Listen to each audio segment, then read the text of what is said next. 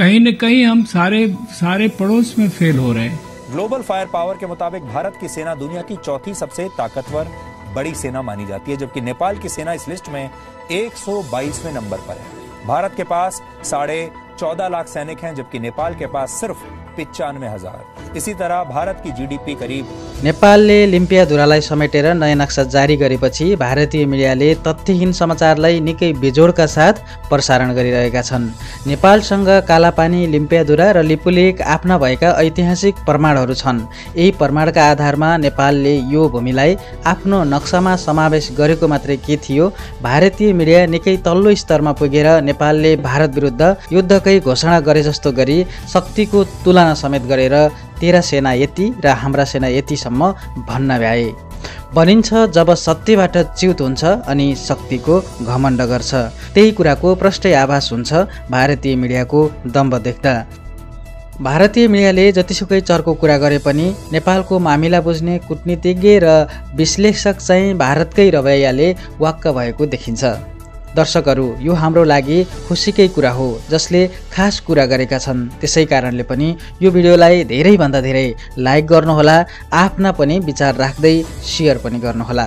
आउनुहोस् लागौँ आजको खास भिडियोतर्फ।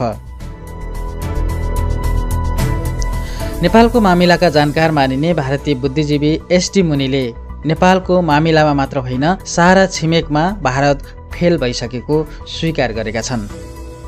त्यसैगरी नेपालका लागि पूर्व भारतीय राजदूत रञ्जित रिएले पनि नेपालबाट नयाँ नक्सा जारी भएपछि भारतका लागि चुनौती सिर्जना भएको भन्दै नेपालसँगको सम्बन्धमा दरार आउन नहुने बताएका छन्। भारतीय पत्रकार मनोज मुनको एडिटर चोइस कार्यक्रममा उनीहरूले दिएको प्रतिक्रियाको खास कुरा यस्तो रहेको छ। दर्शकहरू, एसडी मुनिले भनेका छन् कि हामी सारा छिमेकमा फेल भइसकेका छौँ। जे अहिले भइरहेको छ यो राम्रो होइन हाम्रो लागि। यसलाई बातचितबाट हल गर्नुपर्छ। हामीले मानि पनि सकेका छौँ कि बातचितबाट हल गर्नेछौँ। यसलाई राजनीतिकरण गर्नु न नेपालको दीर्घकालीन हितमा छ न हाम्रो दीर्घकालीन हितमा छ।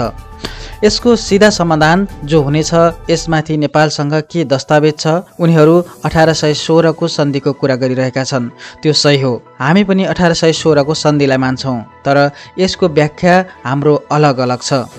जो नदी र त्यसको मुहान छ, यसका लागि हिन्दुस्तानसँग पनि आफ्नो दस्तावेज छ। दुवै पक्ष बसेर आरामका साथ बातचित गरेर यसको फैसला गर्नुपर्छ। चीनको जुन प्रभाव बढिरहेको छ जो एक वास्तविकता हो, यो सिर्फ नेपाललाई मात्रै बढिरहेको छैन, हाम्रो चारैतिर बढिरहेको छ। श्रीलङ्कामा, म्यानमारमा, बङ्गलादेशमा, पाकिस्तानमा, मालदिप्समा कहाँ बढिरहेको छैन।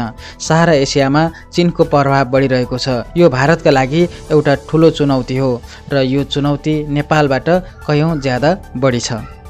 यो चुनौतीको सामना गर्नका लागि हामीले एक रणनीति सुचारू रूपमा बनाएर चलाउनुपर्छ, नत्र हामी पछि पर्नेछौँ। अहिले हामीलाई लाग्छ कि हामी पछाडि परिरहेका छौँ। यसले गर्दा हामी बहुत सावधानीका साथ अगाडि बढ्नुपर्छ।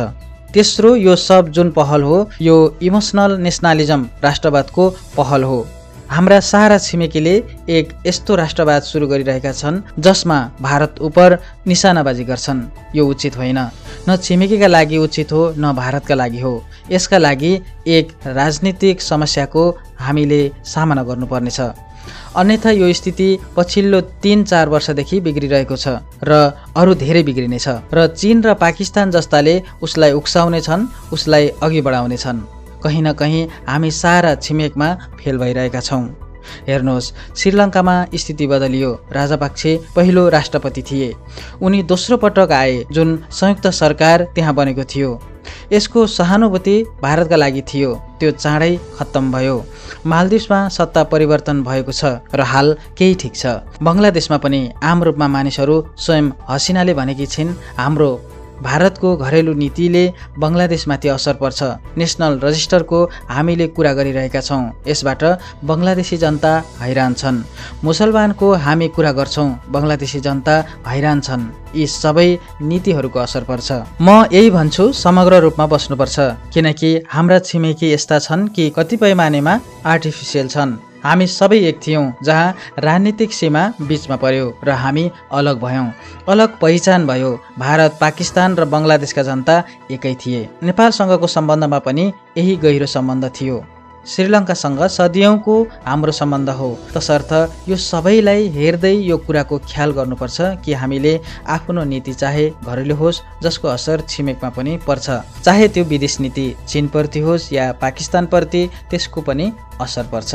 हेर्नुहोस्, दुर्भाग्यको कुरा हो कि छिमेकमा जुन राष्ट्रवाद छ त्यो भारतको विरुद्धमा छ, जसलाई हामी एन्टी इन्डियनिजम भन्न सक्छौँ। जो राष्ट्रवाद सारा क्षेत्रमा बढिरहेको छ, भारतमा पनि बढिरहेको छ, नेपालमा पनि बढिरहेको छ। यसको हामीले प्रत्यक्ष रूपले अनुभव गरिरहेका छौँ।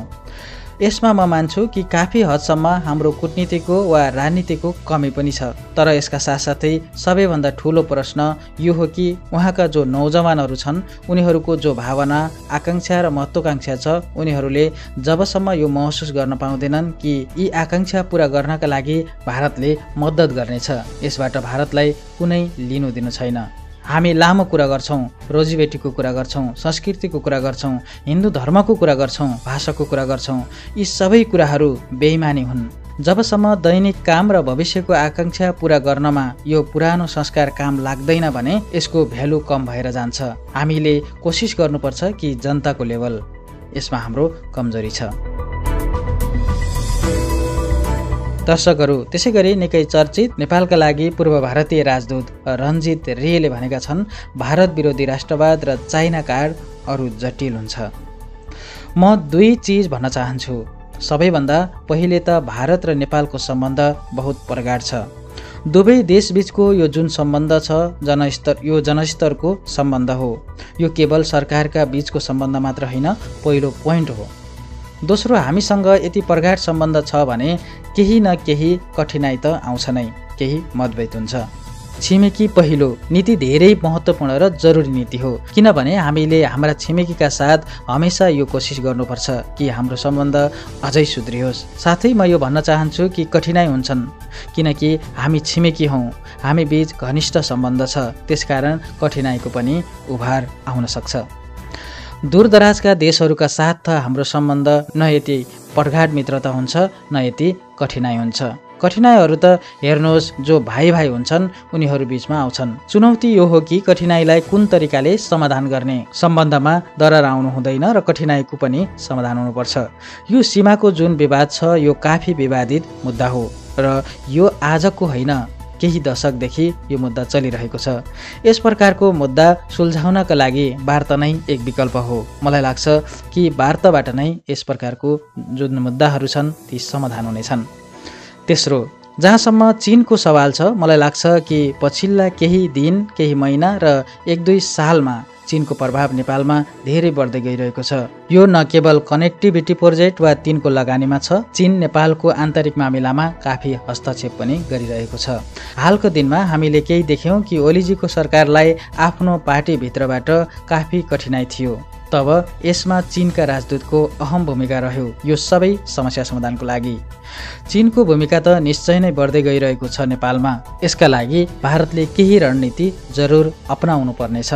जब नेपालमा केही कठिनाइ हुन्छ, आन्तरिक कठिनाइहरू हुन्छन्, उहाँको खास गरी जो कम्युनिस्ट पार्टी छ ऊ भारत विरोधी राष्ट्रवादको नारा दिन्छ र आफ्नो जुन घरेलु समस्या छ त्यसलाई डाइभर्ट गर्ने प्रयत्न गर्छ।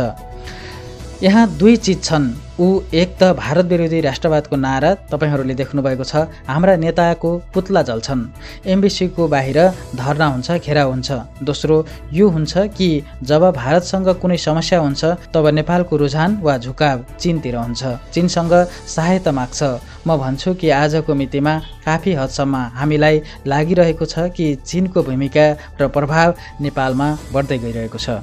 नेपालमा कम्प्लिकेसन मैले जुन बताएँ, भारत विरोधी राष्ट्रवाद र चाइना कार्डको जुन इस्यु छ यसका इस्युहरू जटिल हुन्छ। यही हाम्रो सामुन्नेको चुनौती हो र यसको हामीले फेस गर्नुपर्छ र यसको समाधान निकाल्नुपर्छ। डिप्लोमेसीको यही काम हो कि कुन प्रकारले हाम्रो मित्रता, हाम्रो कनेक्सन, रिलेसनसिप मजबुत बनाउने। निश्चय नै नेपालमा चीन एक फ्याक्टर त हो, मलाई लाग्छ यो एक प्राथमिक इस्यु हो कि जुन किसिमले यो चुनौतीको समाधान गरिनेछ। एउटा कुरा म भन्न चाहन्छु कि भारतको जुन इङ्गेजमेन्ट छ नेपालमा यो हर तबकासँग छ, हर पोलिटिकल पार्टीका साथ छ, सिभिल सोसाइटीका साथ छ। यो हाम्रो जुन इङ्गेजमेन्ट छ यसलाई अरू मजबुत गर्नुपर्छ। मलाई लाग्छ कि धेरै ठुलो चुनौती छ र यसलाई बिल्कुल कूटनीतिक रणनीतिक बनाएरै यसको समाधान गर्नुपर्छ। दर्शकहरू, जुन प्रकारको भारतीय मिडियाहरूले अफवाह फैलाइरहेका छन् र त्यसैबीचमा नेपालको मामिलाका जानकार मानिने भारतीय बुद्धिजीवी एसटी मुनि र नेपालको लागि पूर्व भारतीय राजदूत रञ्जित रिएको विचार तपाईलाई कस्तो लाग्यो? जस्ताको तस्तै कमेन्ट गर्नुहोला।